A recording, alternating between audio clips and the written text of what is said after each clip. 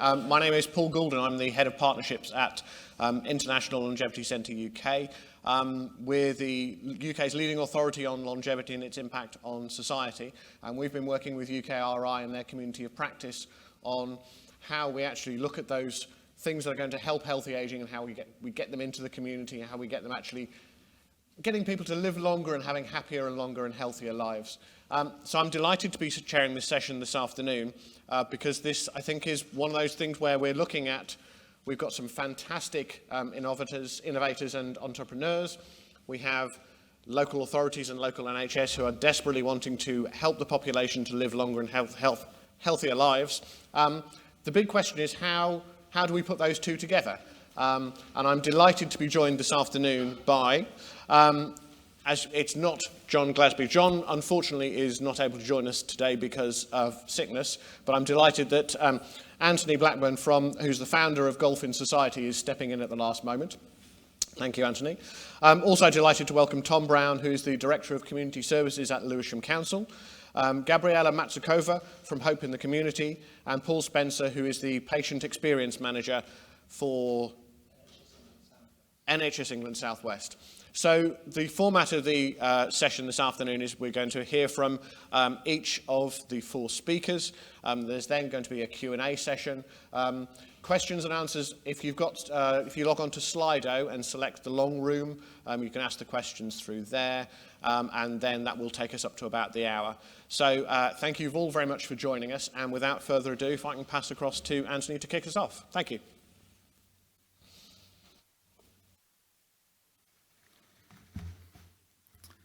Good afternoon, everybody. My name is Anthony Blackburn. I'm the founder of a social enterprise called Golf in Society. The inspiration behind my social mission was my father. He was a keen sportsman. He would have loved to have been in this room. And he sadly passed away 16 years ago. But towards the end of his life, I used to take him to his local golf club and give him the chance to keep enjoying his sporting fix, have a pint with his mates. And whilst he was doing that, it gave Mum a little bit of time to herself, to have some well-deserved me time, just to kick off her shoes and lie down on the sofa for a couple of hours. So Dad was very much my inspiration behind why I'm here today. So what do we do? Well, at Golf in Society, we put local golf clubs at the heart of local communities. And what we do is we open them up to people facing challenges in life, such as dementia, Parkinson's, stroke, loneliness and depression, but to be honest, any challenge that comes their way later in life, and give them the opportunity to keep enjoying socialising, to keep active, to meet new friends and feel as though they're part of something. In addition to supporting people with a long-term condition, we also support their unpaid carers, because in a world where carers are often forgotten, we basically give carers the opportunity, while their loved one is having a great time, to actually have some respite support, to meet the grandkids, to get the haircut, to go for their own GP appointment, whatever it might be. But ultimately, it's 2 hours for them to do what they want to do. So by putting golf clubs, these beautiful green spaces and built infrastructures at the heart of local communities, we're making them accessible to new audiences that never ever thought that their lives would get on track by a weekly visit to their local golf club, and also carers never really understanding that their weekly respite break would be at their local golf club. The difference we make?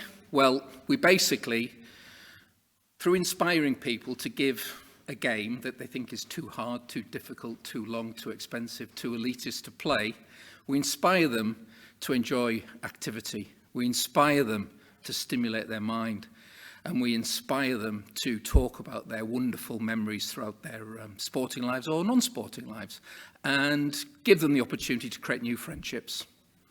We also build up the well-being of the carers, because we offer carers vital respite support, as you know, but also in the comfort and quietness of the clubhouses, we get the opportunity to put on respite sessions, but also specific resilience sessions for the carers. And we've built up what we call a carers kit bag. So if a particular challenge is around, let's say, sleep deprivation, whether it be around anger management, whatever it might be that the carers collectively think they'd like a little bit of support on, we organise through local service providers the opportunity to get some advice, some expertise from somebody local. So they go away feeling a little bit more supportive and a little bit more confident in their role as a carer. So really it's multiple beneficiaries with a single intervention. So basically the carers don't have to worry about having someone to come and look after their loved one while they have their time. We're actually putting on meaningful activities for the person with a diagnosis, but then also giving the carer the opportunity to simultaneously benefit and improve their lives. We've got 23 venues now across the north. I'm a northerner, I'm born in Middlesbrough, so it's very much forged in the north. And we're now across Scotland, the northeast, we're coming through the Midlands, and our idea is to go national with our intervention. We've had some very important research that has been really a bit of a game changer for us. The Advanced Wellbeing Research Centre in Sheffield and also the Sport Industry Research Centre in Sheffield. They basically gave us the first bit of evidence that we've ever had, and as an emerging social entrepreneur wanting to make a difference, that evidence is pretty crucial. And it's shown us the significant impact we have on the quality of life, both of the people with a diagnosis, but also on the carers themselves. Interesting enough, you never would have thought this, but 71% of all the carers we support are now more physically active as a result of coming to the golf sessions. When you think about the activity is more around the person with the diagnosis, but not the carer. So that was quite interesting.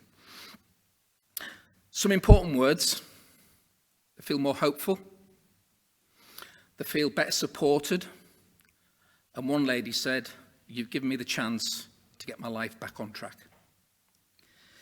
Our current project is quite an exciting one. We are funded by Innovate UK, and our latest, if you like, innovation is to reimagine golf clubs as health hubs. So rather than just being a golf guy with some golf coaches with a good idea with the inspiration of his father, we've actually now integrated allied health professional support into our services. So we now offer occupational therapy and physiotherapy as part of a holistic health intervention based at the local golf club.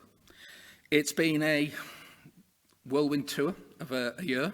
We co-designed the project with its beneficiaries, carers, people with a diagnosis, 42 allied health professionals and local health care providers within the Sheffield area.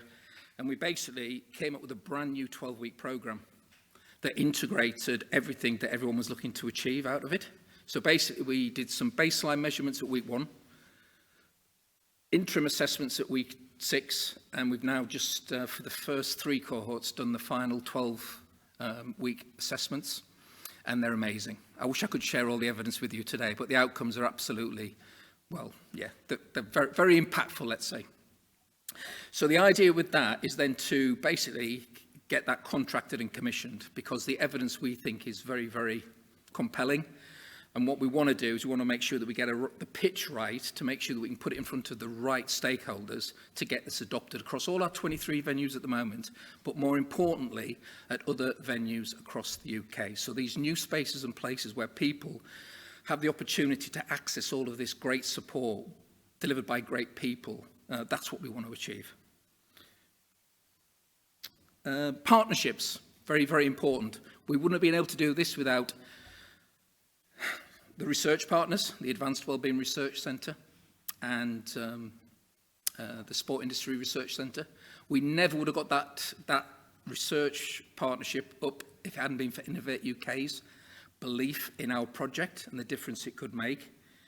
And Coventry University, because not only are we delivering these programs and pilots through physiotherapists and occupational therapists, but through the universities, we've now got a new pipeline of students who come to us for 10-week placements and basically see what practicing occupational therapy and physiotherapy can be like, rather than in sometimes a pressurized NHS setting. So we're now inspiring a new generation of students wanting to make a difference through our programs as well. So I think in summary, that's what Golf in Society is all about. It's been a bit of a whirlwind tour the last 7 years, but I tell you what, it's the most rewarding thing I've ever done in my life. and I'm looking forward to doing even more of it in the future. My question today to people working in health and social care who want to work with us, and let's face it, we're all in this together. You know, we've all got challenges to overcome and we can only do it together, is what language do you need me to speak? Because I can go down the social impact, I can go down the value for money, I can go down the qualitative, the case studies, or I can go down the quantitative. I can go whichever language you want me to speak, but let's make sure that we speak the same language together to make sure that we get these services commissioned for these families that need it. Thank you very much.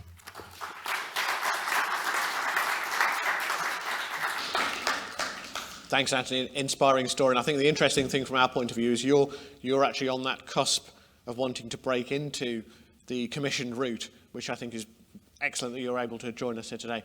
And a fantastic lead-in to Tom Brown. Tom is the Director of Community Services at Lewisham Council. A little bit of a disclaimer here. A number of years ago, I was the one asking Tom for money and he was the one commissioning me things. So I know Tom very well. But Tom had a fantastic outlook on this sort of thing, and I look forward to hearing I'm sure his approach hasn't changed, but look forward to hearing from you now, Tom. Thank you. Thanks, Paul. Yes, we've grown old together. But from the sublime to the really boring and bureaucratic world of local government now, can't pretend there's not an elephant in the room for adult social care. Oh, let me tell you about myself first. Paul said I used to work in Bexley with Paul. I now work in Lewisham. Got this generic title of Director of Community Services. I always describe myself, actually, I'm a social worker. I trained as a social worker. Because of a quirk of organisational structures, I also have a theatre, libraries, cemeteries, a crematorium, public health, a few other things. I was for community safety. I've got a few other bits, and the voluntary sector commissioning. But I'm a social worker by trade, a social worker at heart. The challenge as the Mayor of Lewisham, if he was here, obviously a politician, but if he was here, he'd be saying local authority budgets have been cut by about half over the last decade or so. And so there is a real challenge for us in meeting demand for vulnerable adults at a time when budgets are going down, demand is continuing to grow. Expectations, rightly, are continuing to increase about the sort of quality of care that people have, the choices that people can make. We've got a huge workforce challenge. We haven't got enough money to pay the workforce what is due, and we haven't got enough people who want to work in the sector. Alongside of that, we all know that we've got a cost of living crisis going on at the moment, and we've got some huge health inequalities that are there, and it's part of our duty to help to address them. So that's, for me, the challenge that we face together. So what about the people who use the services? I think there's different ways we can see them. I've been really angry over the years when I've heard about old people referred to as bed blockers. That's a value that we place on people, calling them an obstacle. We hear about the tsunami of demand that's coming. Again, a very negative connotation. I see this, and this isn't unique to the council I work in now. I've seen this in lots of councils. Adult social care is seen as a drain on council resources. I'm almost ashamed to say that, but it's real, because politicians will tell you when they go knocking on doors, everybody asks about the bins, everybody asks about the schools, everybody complains about the roads. Very, very few people ever ask about adult social care until they or one of their family need that service. So we've got the deficit model over there. I think we should be focusing on the positive model. The people like you and I, people like our families, because we all need support. There's going to come a time in our lives when we're all asking for something. People who make and have made and will continue to make a contribution to their communities, to their families. People who are part of and have helped to make communities. And by and large, people who want to be as independent as possible. Nobody wants to receive services that are not necessary, that are not... nobody wants somebody pitching up at their house at 7 o'clock in the morning, supporting them with some very personal support. That's not actually what any of us would want. So how do we change the way that we go about offering that support? We've had many years of time and task delivery, doing to people. It doesn't work. We've seen that. It doesn't deliver the right outcomes for people. It doesn't make financial sense by and large.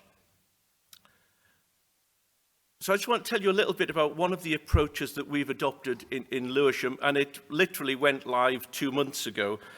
We've called it Maximising Wellbeing at Home, not home care. We've called it Maximising Wellbeing at Home, turning things around so that it is acknowledging that people want to live their best life. It's a proactive model that helps to identify what people want, what people's strengths are. We have to be honest about the limitations, the constraints. The budget reality is there. So we go into a co-productive dialogue with people, finding solutions together. With our provider market, we've incentivized preventive and proactive approaches. We want them to be finding the areas of need before they become so acute. And that's through talking with them, with people, talking with communities, and about making sure that we try to shift the locus of control from the council holding the money or the provider as the provider of the service to people so that they know what they're able to do. And that's required a change both from a commissioner perspective and also from the provider perspective. Think for so long, that we've had this thing, the commissioner knows best, the commissioner tells the providers. It's rubbish. The people who know best are the people who work with the individuals. We need to move away from doing to working with. Of course, in a proactive, a preventative approach, there's always that challenge about how do you prove what hasn't happened? And when the accountant's mindset kicks in, I've always got to make the argument, well, if we didn't do this, we know that it will cost us money. And they say, how do you know that? Rely on research, rely on professional instinct, and generally rely upon people who can say, this has made a difference to me. So what, for me, do good outcomes look like? I think about this for me and for my family. I grew up about 20 miles away from Middlesbrough in Darlington, so it's a bit of a northern takeover here. And I think about my mum. My mum was worked in a factory all of her life. My dad worked as a joiner for the council. When my mum was unwell, the one thing she wanted to stay connected to in her life was the church. I always described her as a Catholic and a half. And being part of that church community in the village I grew up in was really important. And she never got a day's statutory service from social care till the day she died, because all of her support came from the people that she'd lived with for 40-odd years.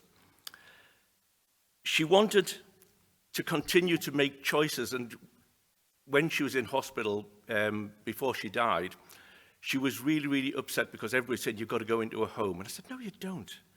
I mean, unfortunately, she died before she was fit to be discharged. But the one thing she didn't want to lose was her control over her life and be disconnected from the people she'd spent 40-odd years with. So it's how do we make sure, as commissioners, that we make sure people's voice is heard and their wishes and that voice are respected. Back to the boring world of commissioning then. How do we capture this humanity in a specification? We have to work within the law. We have to comply with organisational financial regulations. We've got to comply with best value. We don't want Michael Gove and his cohort coming down to look at the council. We've got all of this bureaucracy around us. So how do we translate that into something which is going to be personalised? So with our Maximising Wellbeing at Home piece of work, what we did, we talked to people who use services. We've got an older people's reference group chaired by one of the honorary mayoresses in the borough, and they are both challenging us and supporting us with co-production. Through that piece of work, we identified 4 or 5 core things, core elements that we wanted the Maximising Wellbeing at Home service to do, to deliver for people. And then we set some performance indicators around that. Again, co-produced, stretching targets that are going to make a difference to people, that people said were important to them. And then instead of telling the provider market, this is how you're going to do that, we actually asked them, what are the things that you would do to achieve these outcomes? How can you do that? How can you make this resource, this approach, work for the people in the communities? It started in September, very early days. We're really excited to see how that's turning out. The initial feedback is it's different. From the provider perspective, they're not quite used to it yet. From the social workers, from my social workers perspective, oh, that's a bit strange. And they're getting worked up about how will we translate that to a form on a computer. But the feedback from people is it's starting to make a difference around the way that they feel. So it's going to be a challenge going forward, but as long as we keep people at the heart of all of this, we have to be real, we have to be realistic, there has to be compromise with budgets and everything like that, but as long as we keep people at the focus, I don't think we can go very far wrong. Thank you.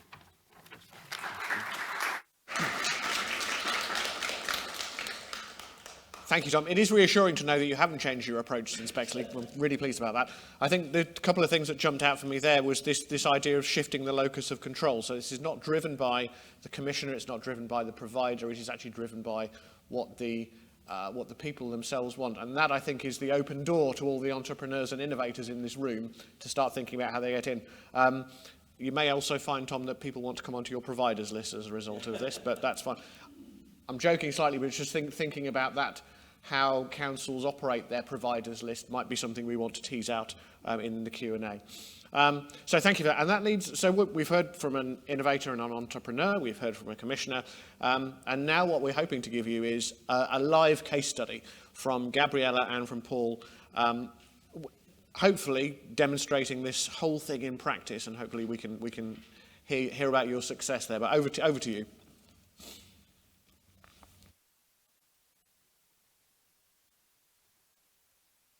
Good afternoon. My name is Gabriela Matuszkova. I'm the CEO of Hope for the Community. We're a Coventry-based social enterprise empowering people with long-term conditions and carers to take control of their health and well-being through self-management programs. Now, all what you've heard before really resonated. First of all, really always lovely to see another social entrepreneur and the exposure that social enterprise gets in a place. We were founded slightly differently. We were founded as a research spin-out, the first social enterprise research spin-out from Coventry University, from a research by Professor Andy Turner, who's here today, who for 25 years researched self-management and invented a program called the Hope Programme, and started a community interest company with a group of people who attended the courses.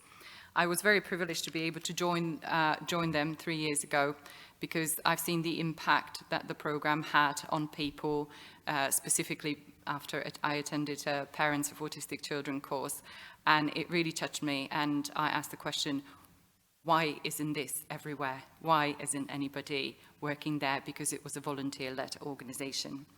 Roll over a number of years, I have come into a role that everything that you heard about commissioning and the time it takes, it's about overcoming barriers, because that is really our social enterprise business.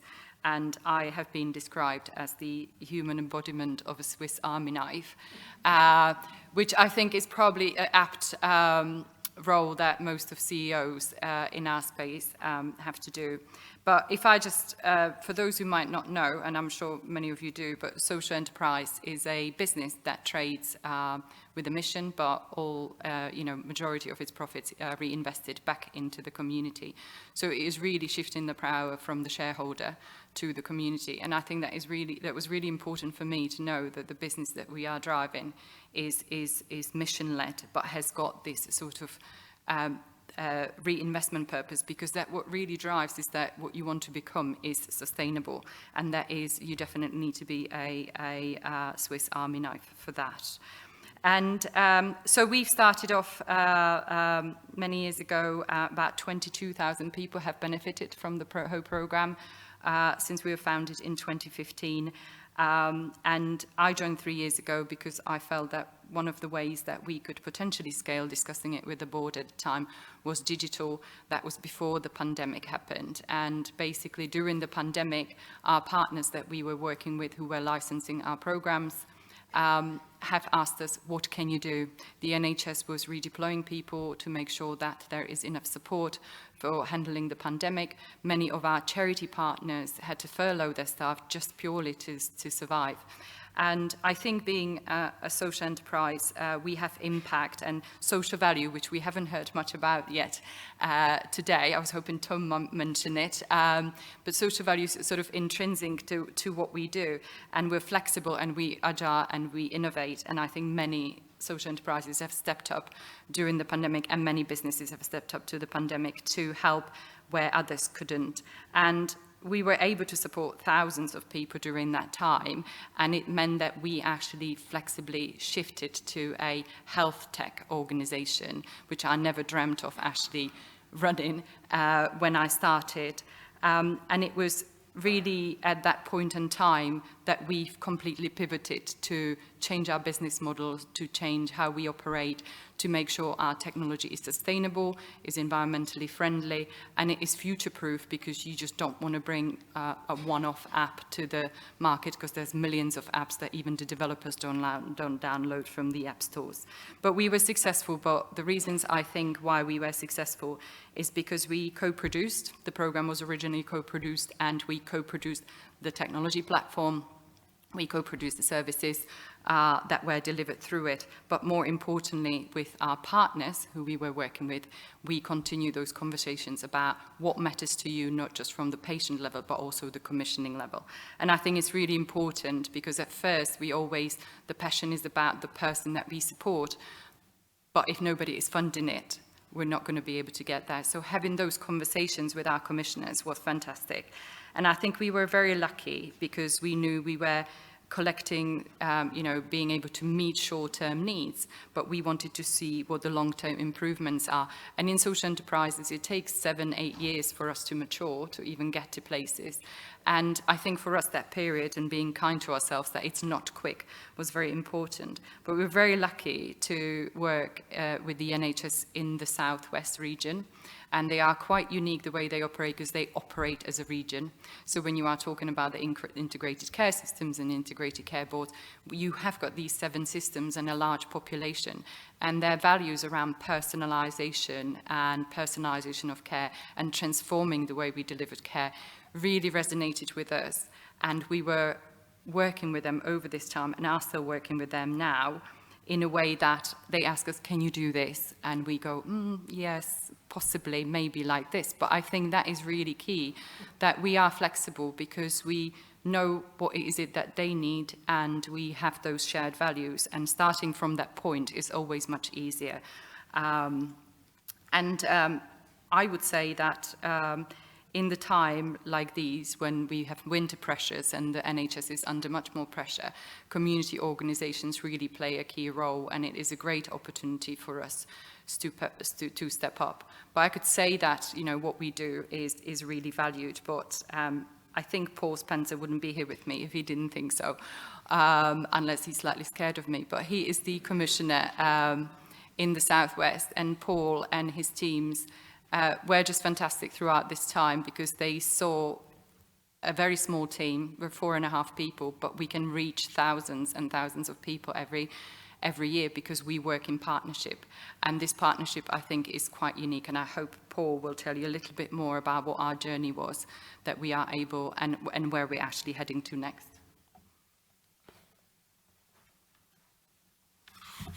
Thank you, Gabriella. Really appreciate that introduction. So, and I'm really sorry I haven't got a pink T-shirt. I feel like I should do. Little introduction to me, and I'll talk about our story. So, I'm Paul Spencer. I'm a programme lead in Southwest Integrated Personalised Care Team as part of NHS England Southwest. And our mission as a team and a collaborative across the Southwest is to work everywhere across the Southwest to embed personalisation and the comprehensive model of personalised care. And we do that through numerous different ways. We work with integrated care boards, integrated care systems, we work with providers, we work with primary care, we work with secondary care. Wherever there's an opportunity to work and embed personalisation, that's what we do.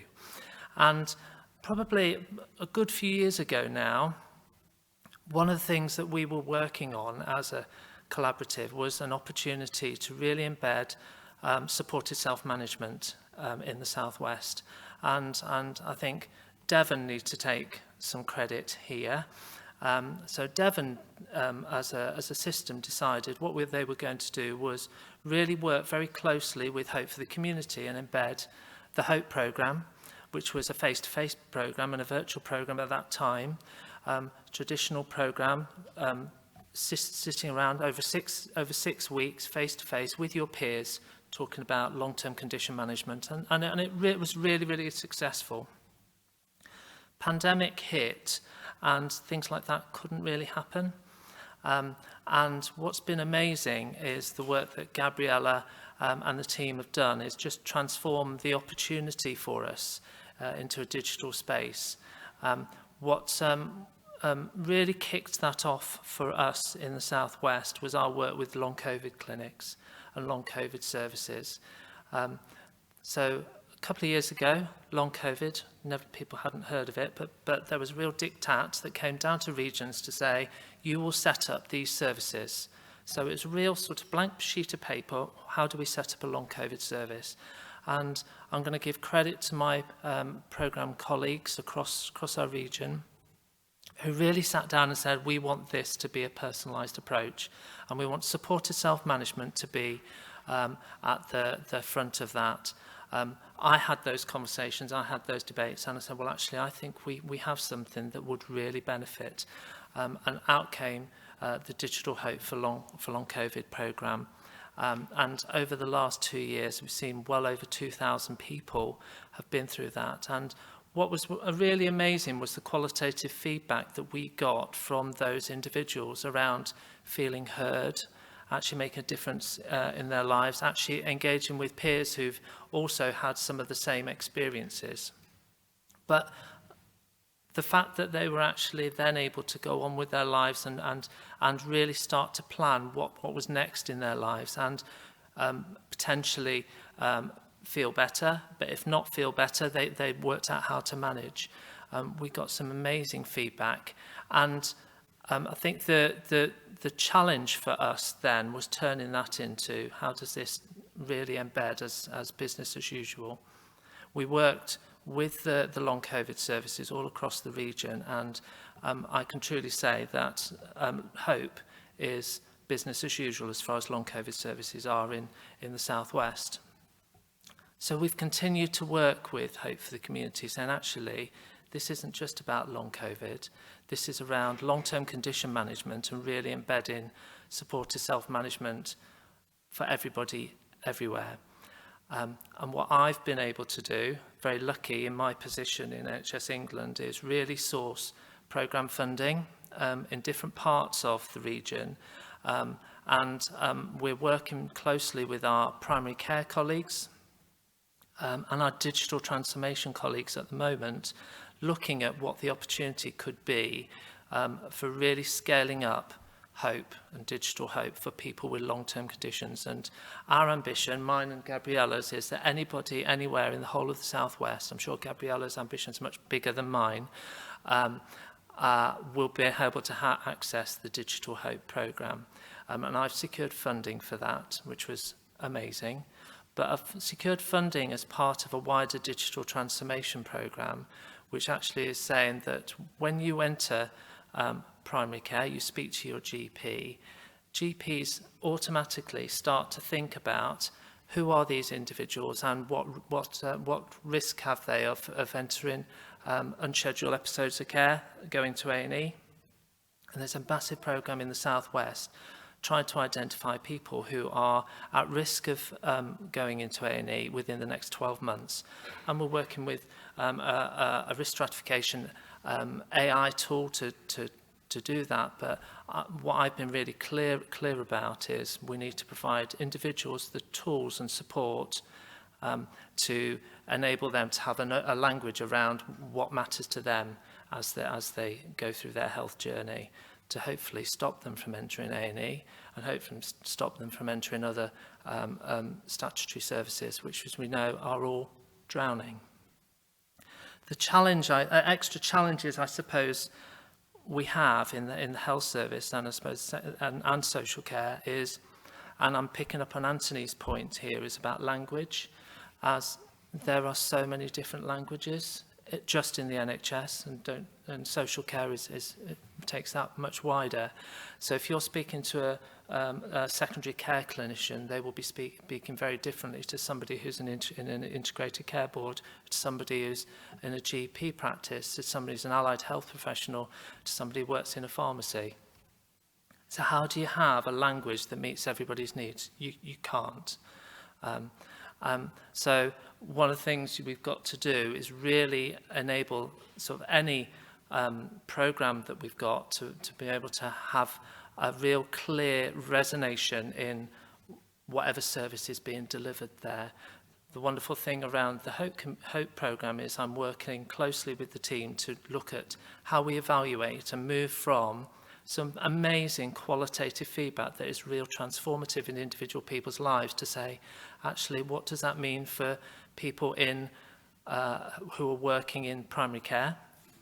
Because we know people with long-term conditions and people who are sat on very long-term waiting lists are speaking to their GP on a regular basis, whether that's for pain management, whether that's for mental health support, could be anything. How do we ensure that those individuals are getting the support that they need? So I'm not saying that I've got a magic bullet. I'm saying, and I will absolutely back what Tom said up, is that we must focus on the individual and what matters to the individual. Because if we work on that, then I think the language question that Anthony posed to us actually starts to unlock quite a few other things. So thank you.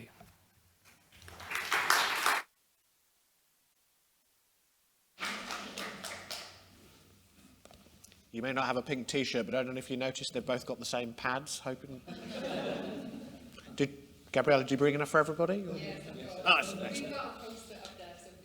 Fantastic. There we go. Thank you to our full panellists, and thank you to those who've put some questions on the on Slido. I'd like to kick off. I'm going to sort of mix and match with a few of these, but I think I'd just like to pick up that question to Tom and Paul about language.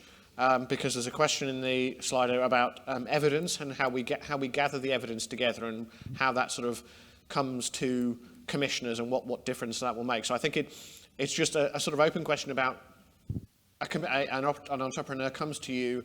What is the thing that makes you go, wow, okay? And I pick up your point about the language and the different audiences within the system. But I think can you talk a bit about, both of you, about what's the thing that lights your fire when it comes to you seeing an entrepreneur in terms of evidence or language? Tom, do you want to Thanks for that, Paul. Make me the guinea pig. Of course. I think the thing that hooks me is, wow, what a difference that will make for somebody I know or somebody I've worked with. You know, in the days when I used to get my hands dirty and as I say, had a proper job. Just seeing opportunities, and yeah, I was thinking to myself when Anthony was talking, how can I get that service down into London? Because there are things that hook me that say, actually, I know that we've got gaps there, that we're very good at